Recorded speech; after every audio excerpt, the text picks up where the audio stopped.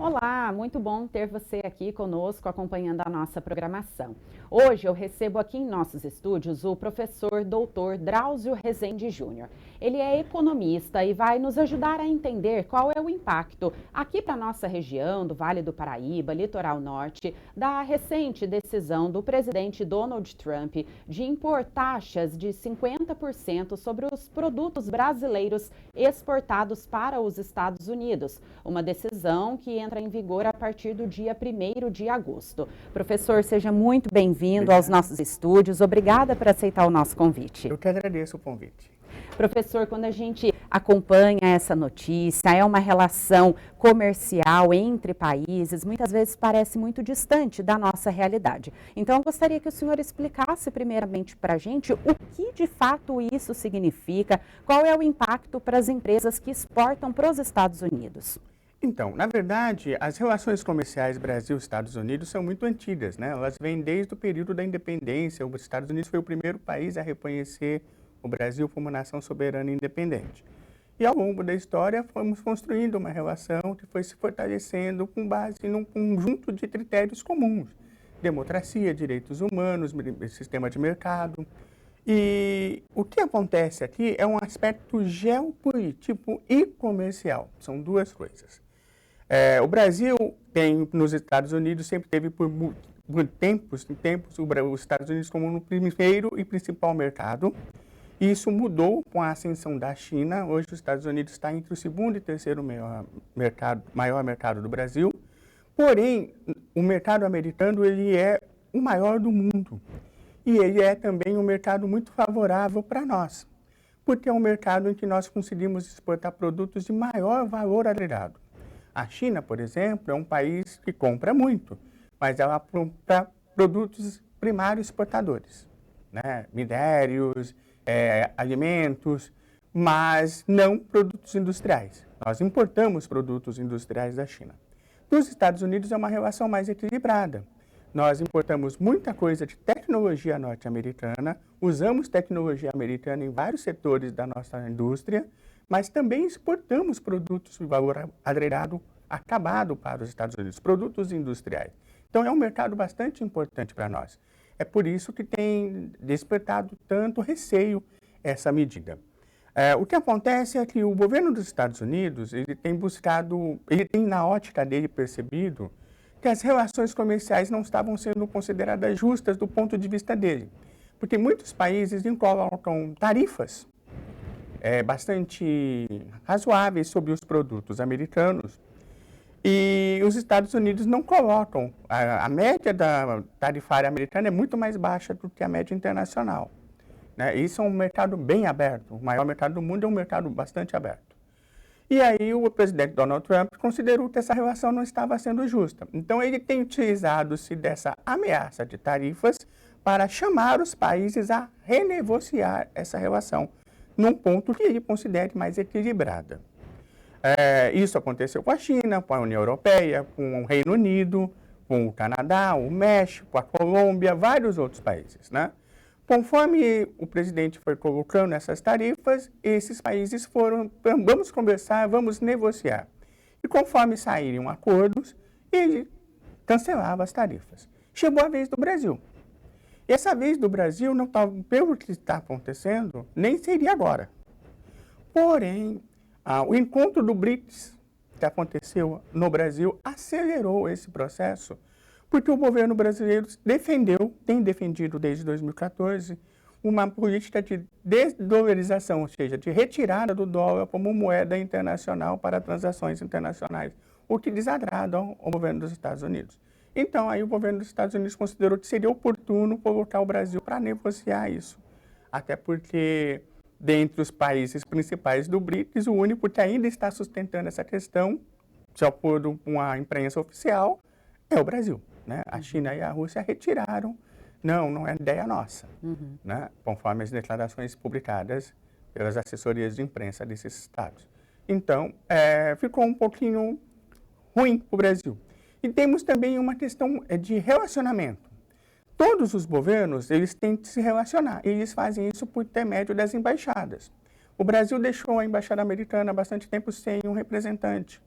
Da mesma forma, o governo americano deu a reciprocidade, não tem representante embaixador oficial no Brasil. Como o nosso governo tem optado por uma política muito mais ideológica, é isso também que está prejudicando e levou essa questão, essa falta de entendimento. Então, a colocação da tarifa é uma forma de nós temos que negociar, não está bom para nós esse contexto e vamos colocar em novas bases essa relação. Essa relação é favorável para o Brasil tem tido superávites comerciais, e então é um mercado importante e que precisa realmente ser mantido.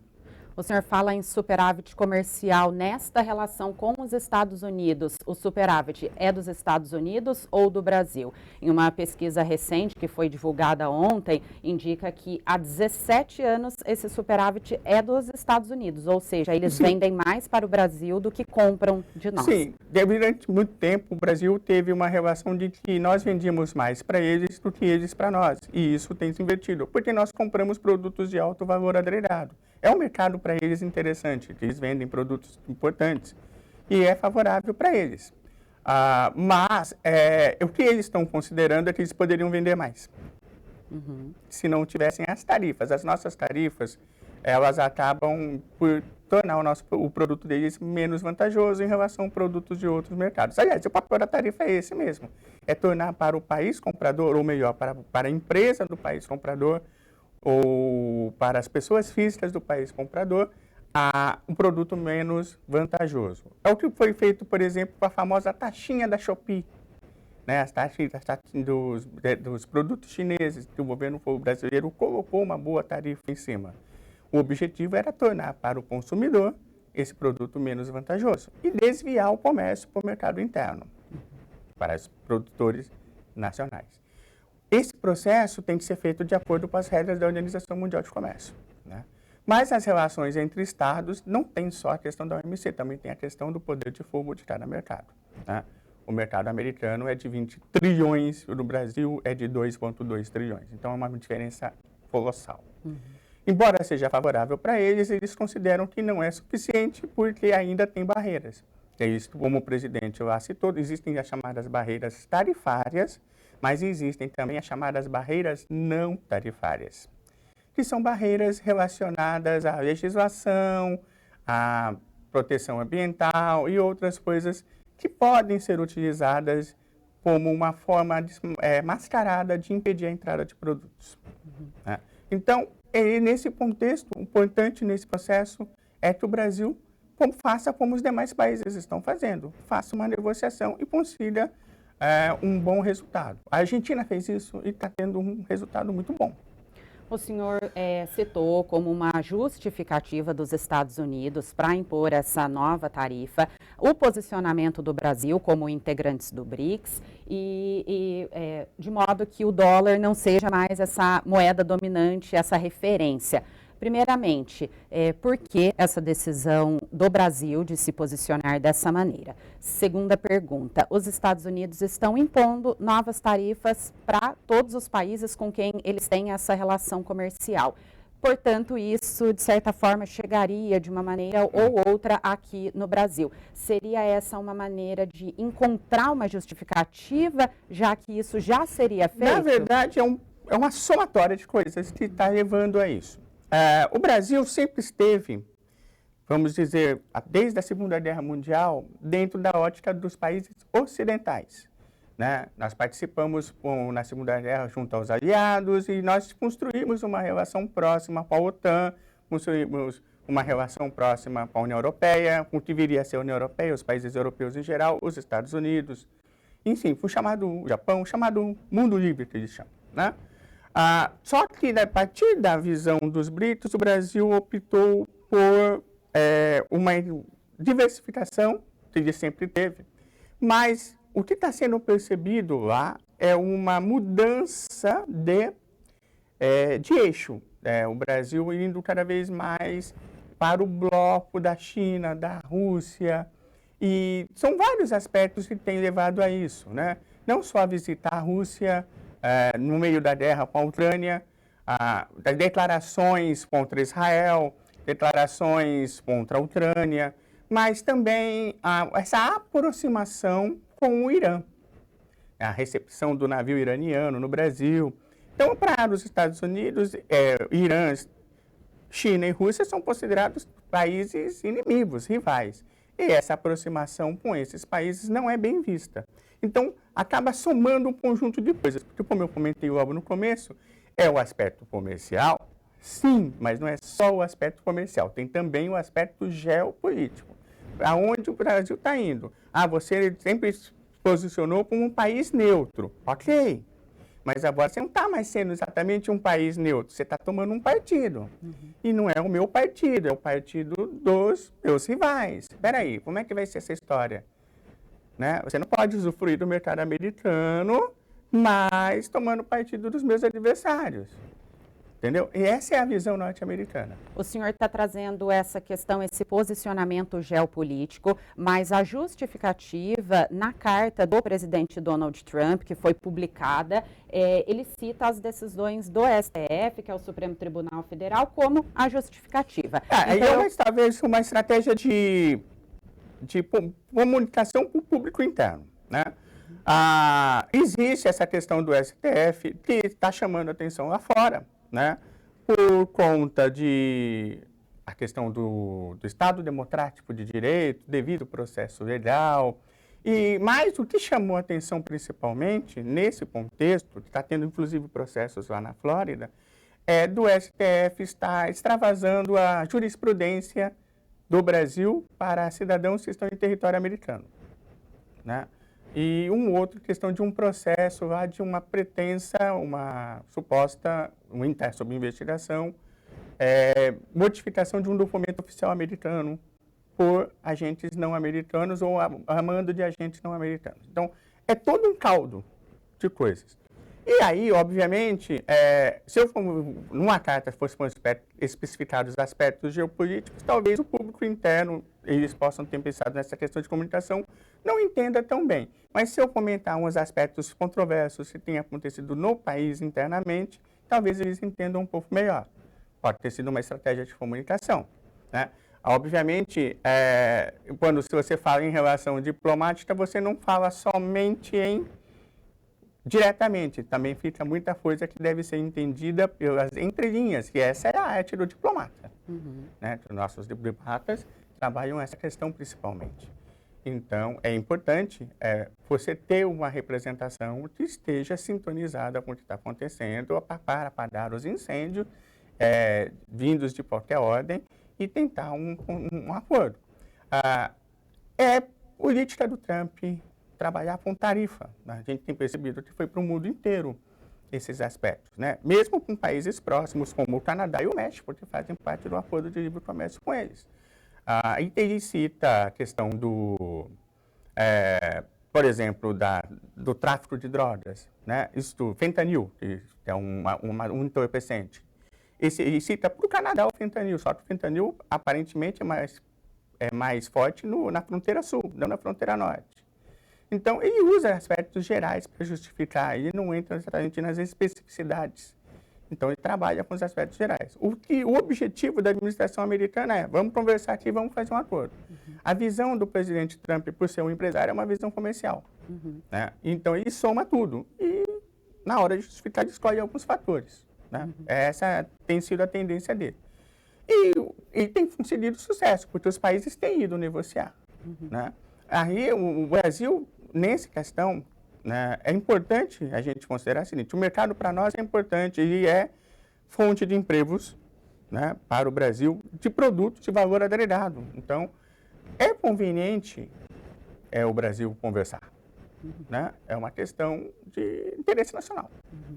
O senhor comentando, né, sobre essa justificativa que consta ali na carta do presidente Donald Trump, o que ele diz a respeito do STF, envolve uma possível perseguição política ao ex-presidente Bolsonaro. Também o filho, Eduardo Bolsonaro, informou, né, que trabalhava juntamente às autoridades dos Estados Unidos buscando sanções a ministros do STF. Então, o senhor defende que, apesar de constar essa justificativa na carta de Donald Trump, essa não é uma decisão política, mas sim comercial. A minha leitura é que isso também contamina, mas o aspecto primeiro é comercial. Porque a visão norte-americana é uma visão comercial e eles trabalham dentro, sim, a visão deles é o seguinte: para você participar do comércio americano, você tem que esposar os mesmos valores que nós defendemos, certo? E eles estão, na visão deles, tá? É a visão deles. Na visão deles, o que está acontecendo? Você está participando do comércio americano, mas você não está esposando exatamente os mesmos valores que nós estamos defendendo. Nós estamos vendo algumas coisas aqui que estão chamando a nossa atenção, que não parece coadunar com aquilo que seria considerado devido ao processo legal, tal e coisa. E invasão de soberania recíproca, né? No caso deles, eles enxergam que a soberania deles está sendo invadida por decisões judiciais que estão extravasando as fronteiras do Brasil e atingindo os cidadãos que estão nos Estados Unidos. Eles dizem que tem que ter um mecanismo diplomático e jurídico previsto em tratados para isso que não estão sendo utilizados. É a alegação. Então, o que acontece? Tudo contaminou. Então, tem um aspecto político, tem um aspecto comercial e contaminou tudo. É isso que faz o fato de os governos não estarem conversando. O presidente brasileiro fez declarações pouco lisonjeiras sobre o presidente americano. Também isso contamina. Então, gera uma desinteligência, e esse conjunto de desinteligências vai agravando as coisas. Na hora que eles falam, bom, vamos tomar uma providência, vamos olhar o lado comercial, que é o lado que o Brasil sente bastante. E aí a gente chama para acertar essa situação. Então, contaminou. Tá? Tem uma série de coisas relacionadas. Postura diplomática do Brasil, algumas coisas estão acontecendo dentro do Brasil, algumas coisas que estão sendo vistas de determinada forma, e também o aspecto comercial. E agora, pensando nesse impacto para as empresas brasileiras, o Trump afirmou também que as empresas poderiam evitar essa tarifa ao fabricar os seus produtos diretamente nos Estados Unidos e, com isso, ele poderia agilizar os processos, viabilizar essa iniciativa. Isso é uma possibilidade, que as empresas saiam do Brasil e vão fabricar os seus produtos lá? Grandes companhias podem fazer isso, mas nós temos bastante empresas de médio e pequeno porte que exportam para os Estados Unidos. Essas terão dificuldades, né? É muito mais difícil para uma pequena empresa fazer um processo como esse. Mas as grandes empresas brasileiras já fazem isso. Eu não vou citar nomes, mas uma grande empresa brasileira na área do agronegócio, ela comprou subsidiárias nos Estados Unidos para ter uma participação relevante naquele mercado. A companhia de aviação brasileira, né, de produtora de aviões brasileira, também tem uma operação na Flórida, então, para ter uma participação nesse mercado. Isso está dentro daquele aspecto da medida, essa proposta do Trump está dentro da política que ele ganhou as eleições, de trazer de volta as indústrias para os Estados Unidos. Com a globalização, as empresas começaram a mandar suas unidades para os países onde elas percebiam que haviam vantagens relativas na distribuição de fatores de produção. Capital, trabalho, ambiente de mercado competitivo, oportunidades, e criaram cadeias globais. Então, os Estados Unidos e a União Europeia, eles tiveram uma perda de indústrias, que foram principalmente para a China, mas hoje já não está só na China, extravasou para o Sudeste Asiático, Vietnã, Singapura, né, Taiwan, e anteriormente, na leva anterior, Coreia do Sul, por exemplo, né? Então, houve dentro dos Estados Unidos o chamado cinturão do ferro, perdeu relevância, e essas pessoas que tinham trabalhos industriais perderam esses empregos. O emprego industrial sempre paga muito mais que o emprego de terceiro setor, de comércio, serviços, na média de qualquer economia. Então, houve um ressentimento dessas pessoas com a perda desses empregos, e ele está trabalhando dentro da política dele de tentar levar essas empresas de volta. E, obviamente, ele está convidando essas empresas a se instalar lá. Porque aí teria a forma de não ter a barreira tarifária. É lógico, porque ele está vendendo o peixe do país dele. Nós também temos que vender o nosso. Nós deveríamos vender o nosso melhor. Só que as nossas regulamentações fazem o contrário disso, infelizmente. Mas, para as grandes empresas é uma possibilidade. Não sinta que elas vão fazer isso, porque depende do contexto das cadeias globais que elas têm, dos mercados que elas atendem, de uma série de fatores. Mas, dependendo do impacto específico dessas tarifas para cada uma das empresas, alguns executivos poderão seriamente pensar em levar algumas partes dessa produção para esse país, uma forma de tentar mitigar as tarifas, porque aí a tarifa poderia ser reduzida para aquela empresa especificamente. Professor, eu quero aproveitar esse momento para dizer que os nossos telespectadores podem entrar em contato com a gente. Se você que nos acompanha quiser mandar a sua pergunta para o professor Drauzio, entre em contato, o nosso WhatsApp aparece aí na tela para você. É o 3625-9525. Professor, o senhor já estava falando de empregos e essa era a minha próxima pergunta. De que maneira a nossa região pode ser impactada com isso? A gente pode ter, por exemplo, perda de vagas de emprego? Bom, vamos lá. Eu vou falar num contexto geral, tá? Sempre que você perde um mercado, esses produtos deixam de ter um comprador previsto e teriam que ser desviados para outros mercados. Bom, no curto prazo isso é um processo mais complicado, no médio prazo talvez consiga acontecer dependendo do tipo de produto, do tipo de empresa, do tipo de mercado.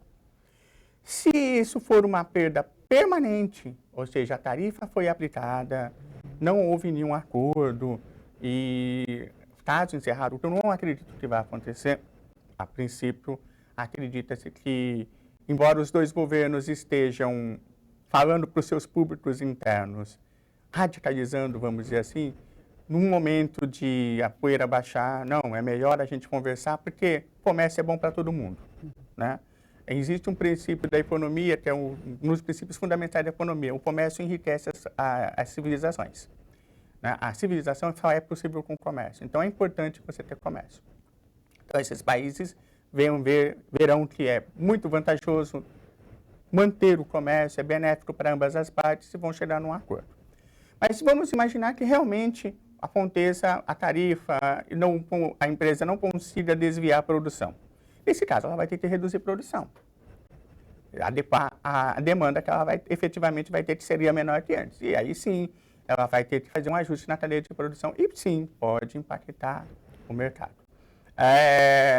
Como o Brasil tem uma pauta muito diversificada, por exemplo, eu vi um mapa em que um estado brasileiro que tem maior relação com os Estados Unidos é o estado de São Paulo. Então, o estado de São Paulo seria o estado que seria atingido bem com essas medidas, porque São Paulo produz os bens mais avançados e nós exportamos para eles, dentre outros mercados. E, então, São Paulo seria atingido, o Vale do Paraíba, por ser uma região industrial, também seria atingido. Então, o quanto vai ser atingido depende muito de cada indústria, de cada setor, né? Alguns mais, outros menos. Porque cadeias centrais vão repercutir nas cadeias subordinadas, que alimentam essas centrais. Então, existe a possibilidade de ter um impacto. Mas esse impacto só seria sentido efetivamente se a coisa realmente derivar para uma guerra tarifária. O que se espera, né, se torce para que não aconteça. Havendo uma redução desse escoamento da produção interna brasileira, a gente teria mais oferta, num primeiro momento, desses produtos aqui no Brasil, como, por exemplo, café, suco de laranja. Mais oferta significaria uma redução nos preços para nós? No curto prazo de tempo, se vamos supor que essa oferta volte para o Brasil porque não tem comprador, pode acontecer. Eu vou dar um exemplo histórico para vocês, né? Lá no começo do Plano Real, das primeiras exportações que o Brasil fez de frango congelado para a Arábia Saudita, e fez uma leva gigantesca, né, a um preço muito em conta. O Brasil é competitivo, né? Só que na Arábia Saudita ela rejeitou esses produtos porque não estavam dentro das especificações que foram solicitadas, segundo eles. Então ela devolveu. Então, teve um impacto por 2 meses aí, porque teve uma superabundância de frango congelado e eles voltaram para vender no mercado interno com a embalagem saudita mesmo, estava tudo em árabe. Então, houve uma queda de preços daquela época, bem significativa, porque o mercado ficou inundado. Mas é uma questão de curto prazo. É uma questão conjuntural, não é uma questão estrutural. Então, a queda de preços permanente teria que ser uma questão estrutural, que não é o caso aqui. Seria uma questão de conjuntura, porque os compradores vão deixar de estar lá, mas os vendedores aqui vão, obviamente, tentar desviar essa produção ou tentar arrumar outro comprador para essa produção.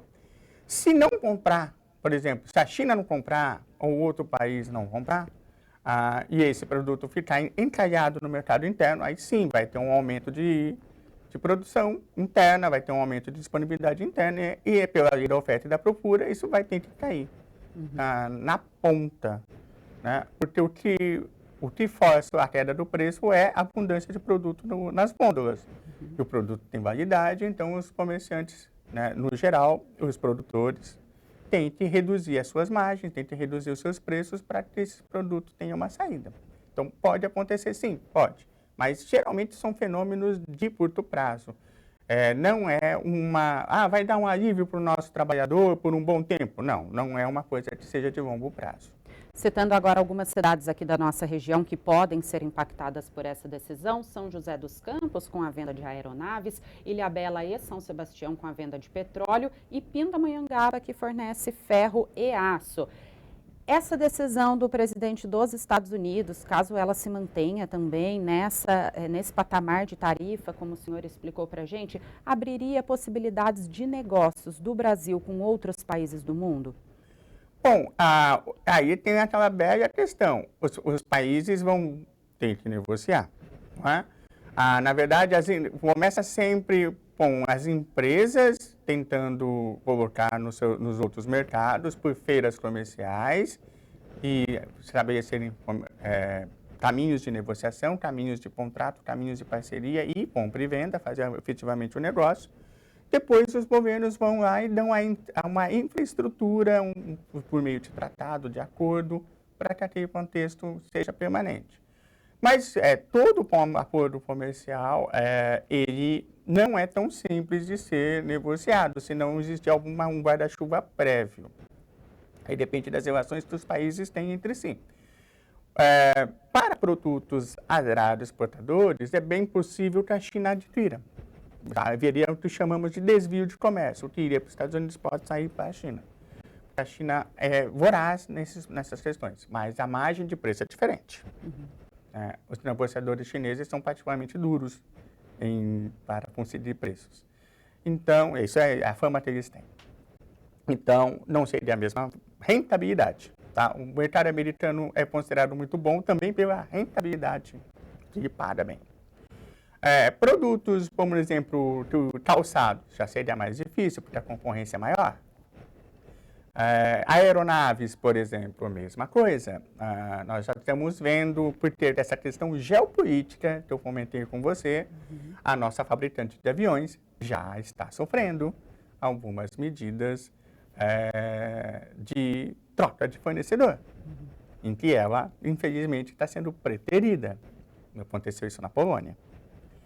E saiu ontem também que uma companhia aérea da Áustria está pretendendo fazer a mesma coisa, o que é ruim. Então, nesse contexto, algumas empresas vão sofrer mais, outras podem sofrer menos, depende de como vai ser. Nós também temos que levar em consideração uma questão. Nós temos muitas empresas americanas no Brasil. Obviamente, essas empresas americanas, elas não apenas vendem no mercado interno, mas como elas também usam as empresas no Brasil para disponibilizar seus produtos lá. Então, o Brasil terá, obviamente, uma voz também na Câmara de Comércio, Brasil e Estados Unidos, dessas empresas americanas também colocando o ponto de vista delas. Olha, essa tarifa até esse ponto me prejudica, talvez seja negociável para uma coisa mais ou menos neutra. Então, é uma medida que foi adotada agora. Então, eu acho que é mais assim um ultimátum. Está na hora da gente rever a nossa relação. Vamos discutir a relação, como se fala popularmente, né? Então é isso. Eu acredito do ponto de vista, são várias justificativas, né? E eu coloco que as justificativas colocadas ali são apenas algumas, mais para o mercado interno, mas não são apenas elas, tá? É um conjunto de muitos fatores, todos se contaminaram mutuamente, mas como o nosso espectador sempre já deve ter visto ou vivenciado ou acompanhado. Quando existe um casal que vai fazer uma discussão de uma relação, ele sempre cita um motivo ou outro motivo, mas o motivo nunca é só aquilo. É todo um conjunto aí, que de repente, se é longo prazo, vai 20, 30, 40 anos de coisas. Então, é a mesma coisa. Os países também disputam relação. Nesse caso aqui, é por meio público, porque foi para a questão, não está legal, vamos pôr tarifa, vamos conversar. E aí que o Brasil cometeu um ato falho de não ter um embaixador lá.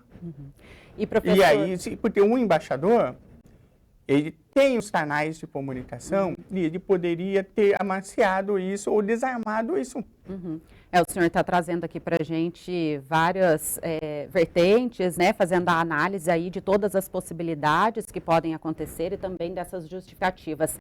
Para a gente finalizar, em se mantendo essa tarifa e sendo aplicada a lei de reciprocidade, ou seja, o Brasil também impondo as tarifas no mesmo valor, no mesmo patamar para os produtos americanos, norte-americanos entrarem no Brasil. A gente poderia sofrer um desabastecimento nas nossas indústrias? Bom, o que vai acontecer vai impactar imediatamente no preço. Quando um país impõe tarifa, ele está tornando o produto estrangeiro mais caro no mercado dele.